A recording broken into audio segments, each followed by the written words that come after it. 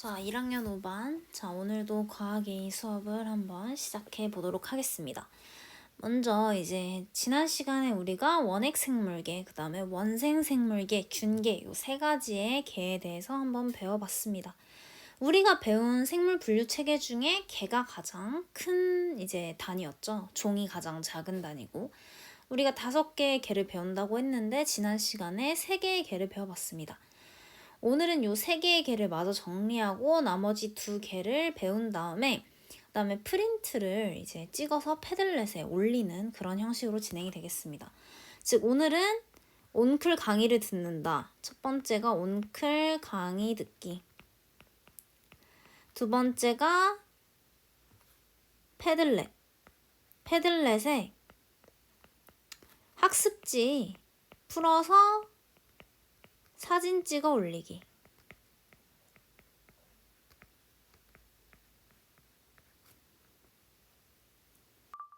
자, 무슨 학습지냐면 지금 요 학습지입니다. 지금 학습 활동지.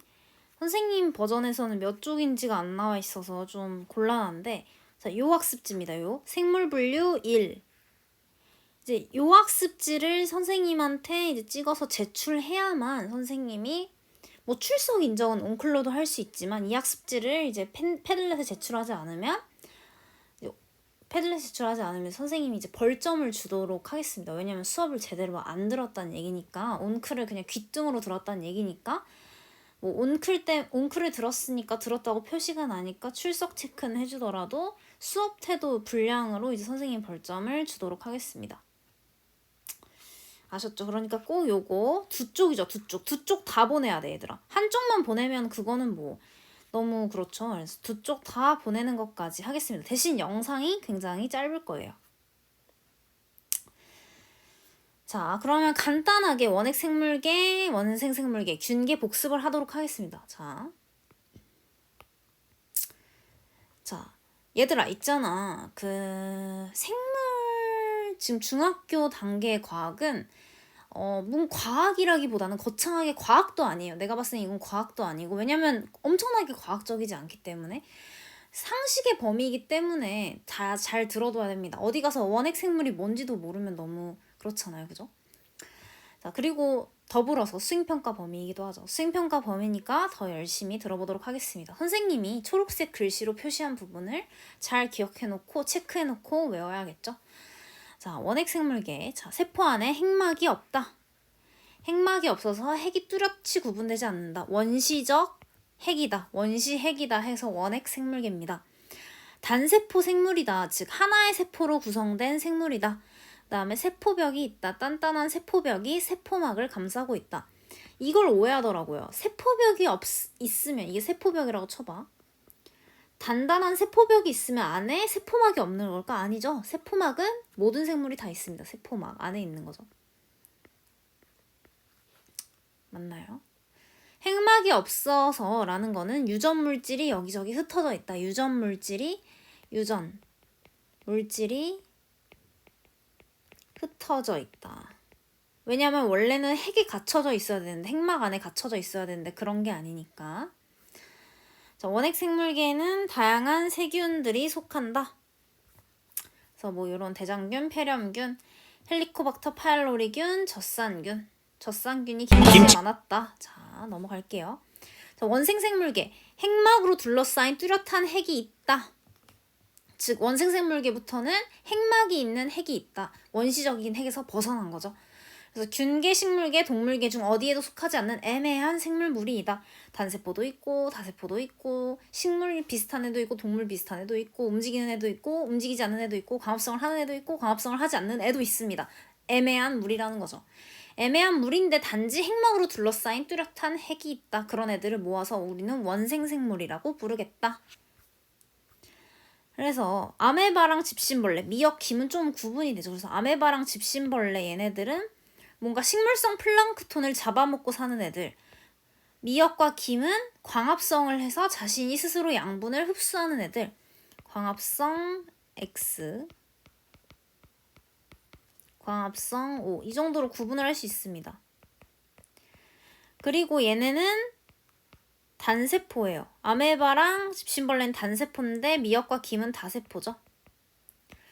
하지만 이 두 개 다 뚜렷한 핵이 있다는 그런 또 공통점이 있는 거죠. 자, 그래서 얘가 지금 이 영상 봤었죠? 자, 그래서 원생생물계에는 아메바랑 집신벌레 얘네 두 개는 지금 단세포 생물이다. 광합성은 할 수 없다. 미역과 김은 다세포 생물이다. 광합성을 한다. 자, 균계는 주위에 버섯이나 곰팡이 같은 애들. 버섯, 곰팡이. 그 다음에 여기다 플러스 효모. 자, 좀 특별한 게 뭐냐면 효모만 단세포예요. 나머지 얘네 버섯, 곰팡이 얘네는 다세포입니다. 즉 지금 효모만 단세포고 나머지는 다세포인 거의 대부분이 다세포라는 거죠. 세포 안에 핵막으로 둘러싸여 있는 뚜렷한 핵이 있다. 그런 다음에 세포벽이 있다. 역시 세포벽이 있고 광합성은 하지 않는다. 광합성을 안 하면 어떻게 양분을 얻어? 주위에 있는 영양분을 분해하여 흡수한다. 기생성이다. 그 다음에 대부분 다세포 생물이지만 단세포 생물이 일부 있다. 하지만 거의 다 대부분 다세포 생물이다. 자, 그래서 요거 푸른 곰팡이 봤었죠? 자, 그래서 표고버섯과 푸른 곰팡이. 자, 푸른 곰팡이 확대하면 이렇게 생겼다. 얘를 조금 어려운 말로 이런 애들을 균사체라고 하는데 균계여서 균사체, 실처럼 생겼다고 해가지고 근데 잊어버리세요.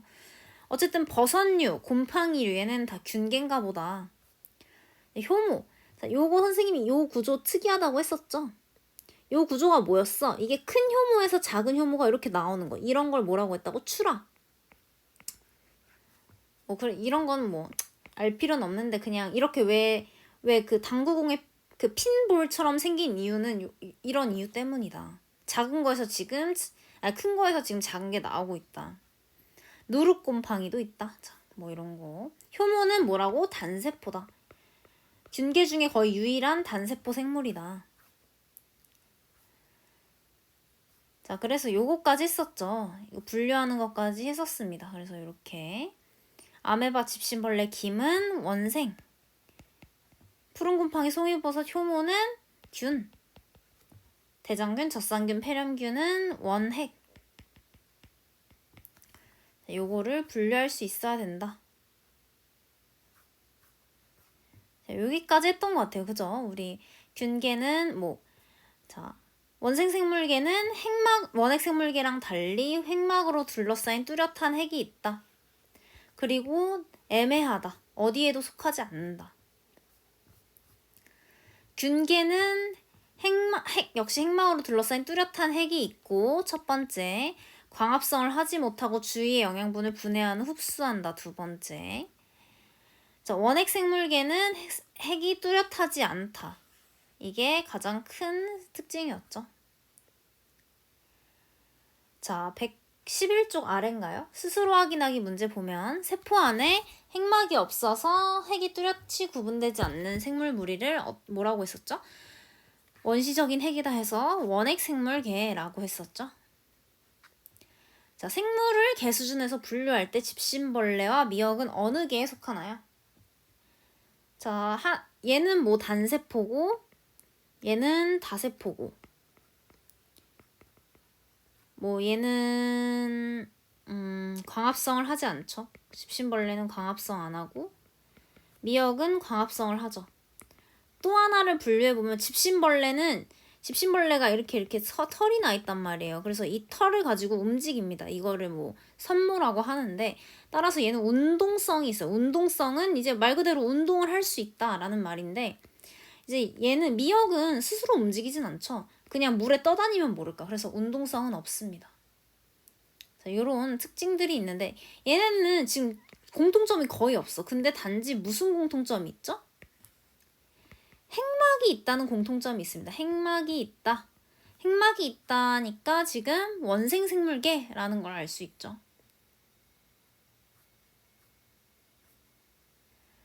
자, 균계에 속하는 생물은 다른 생물의 사체나 배설물을 분해하여 흡수하죠. 균계에 속하는 생물이 사라진다면 생태계에 어떤 문제가 발생할지 생각해보자. 자, 요거죠. 지금 분해되지 않는 사체나 배설물로 가득 차게 될 것이다. 그리고 사체나 배설물을 먹는 다른 생물이 있지 않는 한 여기에 포함된 영양분은 더 이상 다른 생물에게 전달되지 못하므로 생태계에서 영양분이 잘 활용되지 않을 것이다. 자, 우리 이런 말 들어본 적 있어요? 생산자라는 말. 식물을 일컫는 말이에요. 식물이나 식물성 플랑크톤. 얘네는 어떤 역할을 하냐면 말 그대로 여기 양분을 생략한 말이에요. 양분을 생산하는 역할을 해요. 왜냐하면 얘네는 광합성을 하거든. 광합성을 통해 스스로 이제 양분을 생산해내는 애들 생산자라고 합니다. 식물들을 말하죠. 이 생산자가 이 양분을 누구한테 주냐면 소비자한테 줘요. 이거 생물학적 용어예요, 실제로. 소비자는 이제 여러 가지 있지만 뭐 동물, 원생 생물, 뭐 이런 애들이 있죠. 자, 이 양분에게 전달합니다. 그래서 동물은 초식 동물은 식물을 뜯어먹거나 혹은 같은 동물을 잡아먹음으로써 그냥 양분을 자기들이 합성은 못하고 먹기만 하죠. 자, 근데 이제 이걸 생각해 봐야 돼. 양분을 한 방향으로만 주면 도대체 그럼 이게 양분이 순환을 해야 되잖아요. 순환을 해야 돌고 돌아서 오는 건데 한 방향으로 주기만 하면 뭔가 쌓이기만 하겠죠. 얘네가 죽어서 쌓일 거란 말이죠. 근데 얘네가 죽으면 이 사체나 혹은 얘네가 싼 거, 배설물, 물을 분해하는 애들이 있어요. 얘네를 분해자라고 합니다. 이 분해자가 분해를 해서 다시 식물이 어떻게 사용할 수 있는 형태로 넘겨줍니다. 이 분해자가 뭐냐면 바로 이 균계라는 거죠. 그래서 뭐다? 양분도 순환을 한다. 그래서 보면 식물이 광합성을 해서 양분을 생성해서 동물들한테 주고 그럼 소비자는 그걸 먹어서 살다가 이제 싸거나 혹은 본인이 스스로 죽으면 이 사체나 배설물을 분해하는 균계가 얘네를 분해하는 거죠. 따라서 분해해가지고 흡수를 해서 이걸 식물에게 어떻게 돌릴 수 있는 형태로 이제 해줍니다. 나중에 더 자세하게 배우겠지만. 그래서 이렇게 순환을 하니까 이제 다른 생물들에게 전달이 가능하다는 거죠. 그래서 영양분을 잘 활용할 수 있다. 이런 말입니다. 어렵게 설명했는데 뭐냐면 시체나 배설물로 가득 차기 전에 이걸 분해하는 역할을 균계가 한다. 버섯이나 곰팡이가 남이 싼 거, 남의 시체를 먹고 그거를 다시 식물이 쓸 수 있는 형태로 되돌려서 순환을 하게 한다. 영양분들이. 이런 말들입니다. 그래서 이 순환, 선생님이 이 생물의 다양성 단원 맨 처음에 이제 라이언 킹 보여줬던 거 기억나요? 라이언 킹의 그 맨 처음 부분 보여줬는데 거기에 나오는 노래가 있어요. 아, 그랬냐? 이렇게 시작하는 거 있잖아요. 막 발발이 치아 막 이렇게 부르는 거. 그게 이제 Circle of Life라는 이제 제목의 이제 OST입니다. 라이언 킹 OST인데 이게 Circle of Life가 뭐예요? 생물의 순환이라는 거잖아요. 그죠? 생물은 항상 생명에 관련된 건 항상 순환이 됩니다. 순환이 되고 뭔가 물리는 항상 한방향성이 있잖아요. 뭔가 엔트로피도 그렇고 항상 한 방향으로 이제 움직이는데 항상 생물은 모든 건 거의 순환을 합니다. 그래서 이제 이런 영양분조차 순환을 하는 그런 생물의 고리 안에 있다. 자, 지금 이제 식물계랑 동물계만 남았죠. 자, 식물계, 동물계 한번 시작해 봅시다. 112와 113쪽을 한번 펴주시면 되겠습니다. 자, 식물계와 동물계의 특징에 대해서 배울 겁니다. 이제 좀 수월하죠. 왜냐면 우리 직관적으로 알잖아요. 식물과 동물은 어떤 차이가 있는지 대충 아니까 훨씬 더 쉬울 거라고 생각이 듭니다. 자, 먼저 112쪽에 위에 있는 애니메이션 한번 보도록 하겠습니다. 난 움직이지 못해. 그럼 우리 둘 다 못 움직이니까 친척인가? 글쎄, 나는 빛을 흡수해서 광합성을 하는데. 나는 물속의 작은 먹이를 잡아먹어. 이끼는 식물, 산호는 동물로 분류한다. 이렇게 분류하는 까닭은 무엇일까? 자, 이끼는 식물, 산호는 동물로 분류한다. 이렇게 분류하는 까닭은 무엇일까? 라고 물어봤네요. 자, 왜 이렇게 분류할까요? 생각해본 적 있나요? 일단 산호가 동물인 건 알고 있었나요, 여러분? 바닷속에 있는 그 산호초 할 때 그 산호인데 사실 산호초니까 뭔가 풀 같고 그런 느낌이 드는데 우산 이끼는 일단 식물이 맞는데 산호는 그러면 진짜 동물일까? 라는 생각이 들죠, 지금. 자, 이거는 이제 식물과 동물 분류하는 기준이 운동할 수 있는지 여부가 아니라 영양분을 얻는 방식의 차이가 있다. 우리가 계속 얘기하는 건데 광합성의 여부에 관련이 있는 거죠. 이제 우산이끼는 광합성을 해서 먹고 산호는 이제 플랑크톤을 잡아먹고 사는 그런 친구들이 되겠습니다. 자, 그래서 다시 이제 초록색 글씨에 집중해서 봐야겠죠. 자, 식물계 역시 뚜렷한 핵막이 있다. 그 다음에 광합성. 자, 너무 중요하다. 광합성을 하여 영양분을 얻는 생물물이. 지금 2학년 형 누나, 뭐 언니, 뭐라고 해야 되나. 그런 오빠들은 이제 광합성에 대해서 정말 자세하게 배워서 기말고사를 칠 준비를 하고 있습니다. 다들 어려워하죠. 이게 1학년 때 과학이 되게 중요한 이유는 2학년부터 과학이 급격히 어려워지기 시작하는데 1학년 때 그 기초를 잘 닦아두면 2학년 가서 좀 어려워지더라도 흔들릴 일이 없겠죠. 근데 그 2학년 애들한테 물어보니까 5개를 기억을 한 애들이 거의 반에 한두 명밖에 없더라고요. 그래서 여러분들은 꼭 잘 기억해가지고 내년에 광합성 할 때 자신 있게 대답할 수 있는 그런 멋진 1학년 5반 되길 바라며. 자, 광합성이라는 건 뭐냐면 빛 에너지를 사용해서 스스로 양분을 합성합니다. 스스로 양분을 합성하는 과정입니다. 그래서 영양분을 얻는 생물물이 우리처럼 먹지 않고 빛만 쪼여주고 뭔가 물 주고 공기 주면 스스로 양분을 합성할 수 있구나. 얘네는 세포벽이 있습니다. 식물 만져보면 단단하죠. 우리는 물렁물렁한데 자, 세포벽이 있고 다세포 생물이다. 네, 요거 기억해둬야죠. 단 한 종류의 생물도 단세포인 게 없어요. 다 다세포 생물이기 때문에 기억해두셔야 됩니다. 식물계에 속하는 거, 자, 여기 보세요. 소나무, 무궁화, 우산이끼, 고사리, 장미, 은행나무. 자, 우산이끼, 고사리, 장미, 은행나무, 소나무, 무궁화.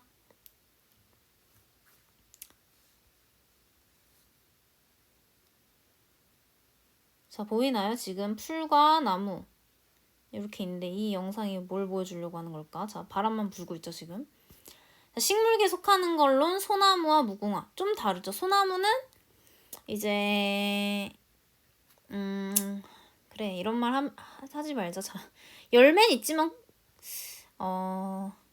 그래, 너무 어렵게 가지 맙시다. 그러니까 이런 소리를 하고 싶었어요. 소나무는 보다 더 원시적인 형태의 꽃과 열매를 가지고 있다면 무궁화는 보다 더 많이 발전된 형태의 꽃과 열매를 가지고 있죠. 그래서 뭐 이런 말을 하고 싶었는데 어려운 개념이니까 집어치우고 둘 다 식물계에 속한다. 광합성을 하고 다세포 생물이며 세포벽이 있고 핵막을 가지고 있는 생물들이다. 우산이끼와 고사리. 얘네는 이제 고사리 뒷면 봤어요, 얘들아? 고사리가 앞면은 이렇게 생겼는데 뒷면은 되게 징그럽게 생긴 거 알아요? 뒤에 막 포자가 드글드글 붙어 있어요. 그 포자로 번식을 하죠.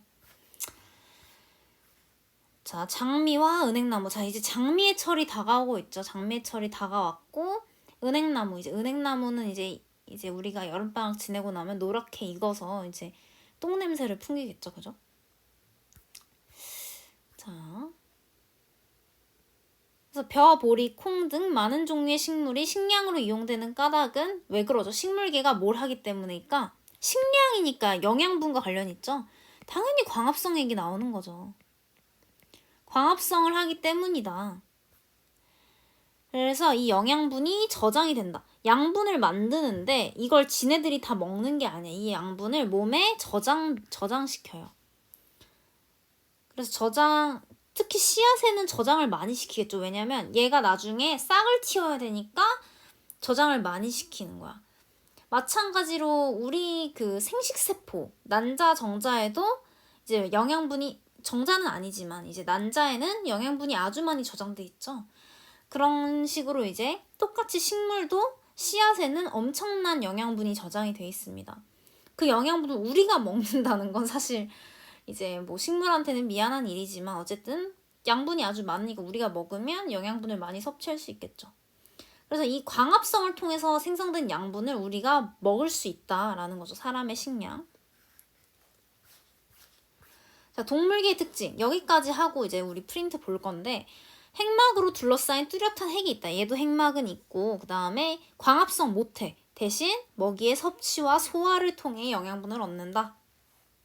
세포벽이 없어서 상당히 다들 물렁물렁 흐물흐물하죠. 세포벽이 없다. 대신 뭐가 있다? 세포막은 있다. 세포막은 있어. 얘들아, 세포막은 어디나 있어. 세포막은 있다. 다세포 생물이고 대부분 운동기관이 있다. 운동기관 없는 동물도 있다. 예를 들면 아까 산호. 뭐 산호는 움직이는 것도 있는데 그런 애들. 우리 그 스펀지밥 알아요? 스펀지밥이라는 캐릭터 알아요? 스펀지밥이 원래 세면동물이 영어로 스펀지예요. 스펀지. 해면동물을 이제 모티브로 해서 만들어진 캐릭터예요. 스펀지밥. 근데 이 해면동물들은 운동기관이 없습니다. 움직일 수 없어요. 스스로. 근데 이제 운동기관은 없지만 그냥 동물로 분류를 하죠. 근데 얘는 이제 대부분 운동기관이 있죠. 보통 동물이라면 움직이는 걸 많이 특징으로 들죠. 그래서 대부분 운동기관이 있지만 없는 것도 있긴 하다. 일부.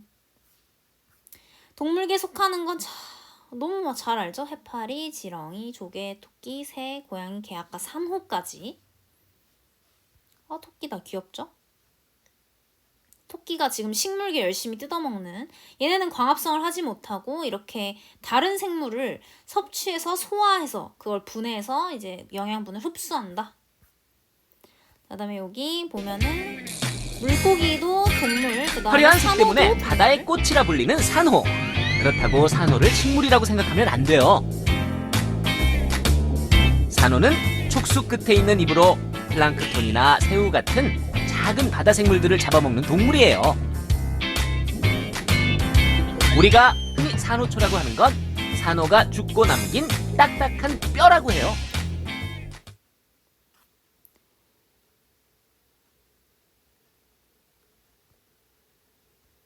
자, 지금부터는 프린트를 패들렛 제출합시다. 안 써지네. 패들렛으로 제출하도록 합시다. 패들렛으로 제출을 해서 사진 찍어가지고 패들렛으로 제출을 하도록 합니다. 나 프린트 없다. 학교에서 못 가지고 왔다 하는 친구들은 답이라도 써서 냅니다. 답이라도. 선생님이 온라인 클래스에 지금 프린트 파일 올려놨으니까 파일 보고 답이라도, 복사할 수 없는 친구들은 답이라도 이제 노트에다가 적어서 올리도록 합시다. 이거 안 하면 벌점 준다고 계속 얘기합니다. 그죠? 자, 수고 많았고 프린트 꼭 제출하세요.